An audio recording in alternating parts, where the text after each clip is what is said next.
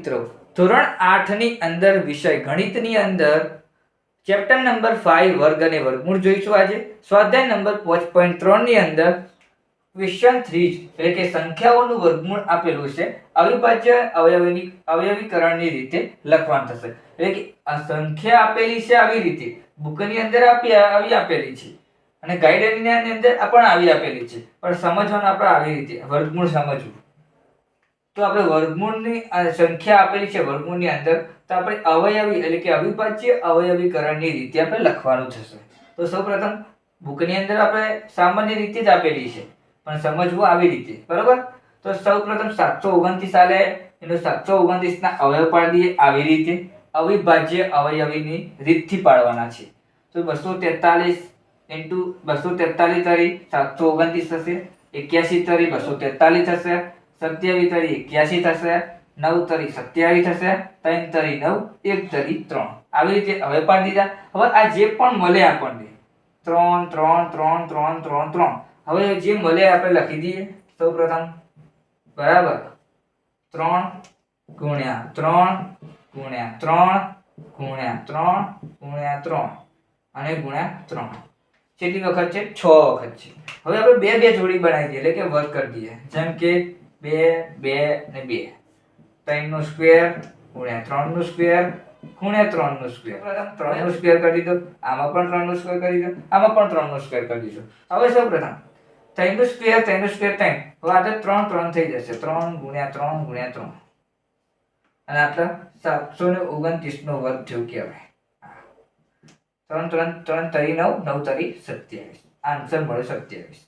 તો આ એનો આન્સર મળ્યો. હવે આ 3 નો સ્ક્વેર ની જગ્યાએ 3 ચા મૂક્યા, 3 ના સ્ક્વેર ની જગ્યાએ 3 કેમ મૂક્યા, 3 નો સ્ક્વેર ની જગ્યાએ 3 ચા મૂક્યા, એને એટલે સમજાવવા માંગુ છું કે આ વર્ગ આપેલો નથી બુકની અંદર, ગાઈડની અંદર, પણ આપણે સમજવું વર્ગ જ આપેલો છે એવું સમજવું. આમાં પણ વર્ગ આપેલું સમજવું, આમાં પણ વર્ગ આપેલું સમજવું. હવે આને વર્ગ કાઢવા માટે જે સ્ક્વેર કરેલા હોય છે ડબલ ડબલ ડિજિટના હોય છે, જે 3 નો સ્ક્વેર છે, 3 નો સ્ક્વેર છે, 3 નો સ્ક્વેર છે, એમાં જે વર્ગમૂળ કાઢવું હોય તો 3 થઈ જાય. 3 નો સ્ક્વેર 3 થઈ જાય, 3 નો સ્ક્વેર 3 થઈ જાય.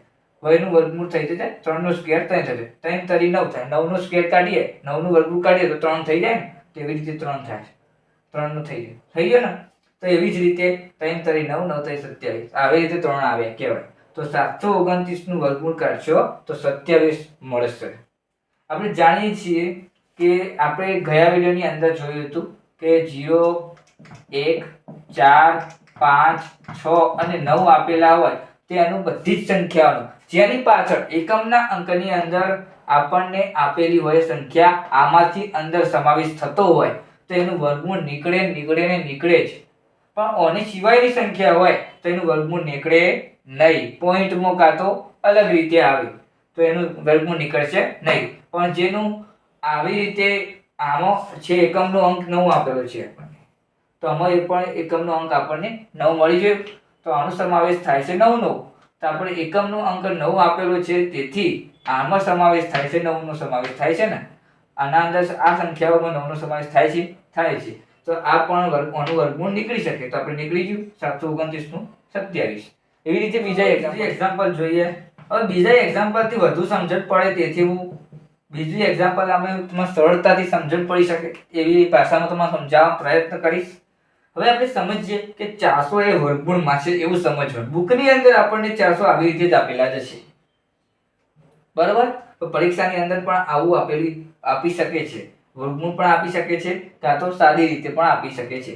તો આપણે સમજવું વર્ગમૂળ, આપણે વર્ગમૂળની વાત કરેલી છે, એની અવિભાજ્યની અવયવીકરણની રીતથી લખવાનું છે. તો સૌપ્રથમ 400 ના હવે પાડી દઈએ. 400 ના પાડી દઈએ.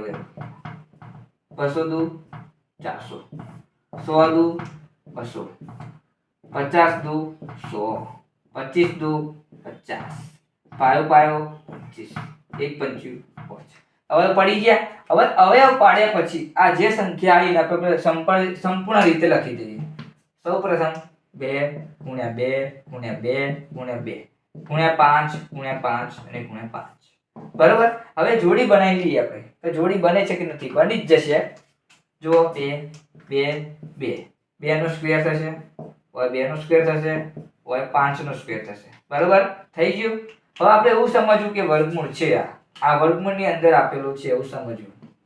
2 નો સ્ક્વેર, 2 નો સ્ક્વેર શું થાય? ચલો થાય 4 થાય. 4 થાય, 4 નું વર્ગમૂળ 2 જ થાય, તો 2 લખીશું.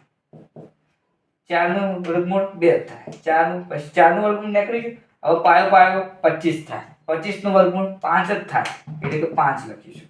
એવી રીતે છે, ડાયરેક્ટ નહીં લખી દીધું કે ઉપર ઉડાડી દેવાના 2 2 હોય, એવી રીતે નથી. 5 દુ 10, 10 દુ 20, તારો આન્સર મળ્યો 20. તો આ 400 નો વર્ગમૂળ થશે 20. આ એનું આન્સર. આપણે જોઈશું એક્ઝામ્પલ નંબર 3 એટલે કે 1764. આવી સંખ્યા આપેલી હોય મોટી, તો કઈ રીતે એનું વર્ગમૂળ કરીશું? તો સૌપ્રથમ આપણે એને વર્ગમૂળ રીતે લખી દેવાનું. સાદી રીતે પણ લખશો તો ચાલશે, જેવી રીતે આપેલું હોય બુકના પ્રમાણે હું તો લખીશ, પણ આપણે લખવાનું તો હંમેશા સમજવાનું તો કઈ રીતે? વર્ગમૂળ 1764 એવી રીતે સમજવાનું, બરોબર? સૌપ્રથમ પહેલા એના અવયવ પાડી દીધા કે 1764 ના અવયવ 882 દુ 1764, 441 દુ 882, 147 તરી 441, 49 તરી 147, 77 49, 1 77 7. એવી જ રીતે બે બગડા છે, બે બગડા લખી દીધા, બે તગડા, બે તગડા, બે સાતડા. બધામાં જોડી બને છે કમ્પ્લીટ ટુ કમ્પ્લીટ. બે બે ની જોડી બની જાય છે. હવે આગળ 2 નો સ્ક્વેર, 3 નો સ્ક્વેર અને 7 નો સ્ક્વેર. આપણે સમજવાનું શું કે વર્ગમૂળની અંદર છે. આ બધી જ સંખ્યા વર્ગમૂળની અંદર છે એવું સમજવાનું. આ પણ એવું જ સમજવાનું. સમજવાનું એવી રીતે લખીશું તો ચાલશે, એવી રીતે બુકની અંદર, બુકની રીતે. સૌપ્રથમ 2 નું વર્ગમૂળ કેટલું થાય? 2 નો સ્ક્વેર પહેલા કેટલું થાય? 4. 4 નું વર્ગમૂળ 2, 2 લખી દીધા. 3 નું વર્ગમૂળ 9, 3 નો સ્ક્વેર 9, 9 નું વર્ગમૂળ 3. 7 નો સ્ક્વેર 49, 49 નું વર્ગમૂળ 7, લખી દીધું 7. 7 તરી 21, 21 42. તો આન્સર મળ્યો 1764 નું વર્ગમૂળ થશે આપણને 42. આ એનો આન્સર. હવે મિત્રો જોઈશું ચોથું એક્ઝામ્પલ 7744 એટલે 7744 આપેલો છે. આપણને સમજવાનું કઈ રીતે? વર્ગમૂળમાં સમજવાનું, બરોબર? સમજવાનું આવી રીતે લખીશું તો આવી રીતે ચાલશે. હવે 7744 એટલે 7744 ના આપણે વર્ગમૂળ એટલે કે અવયવ પાડી દીધા છે.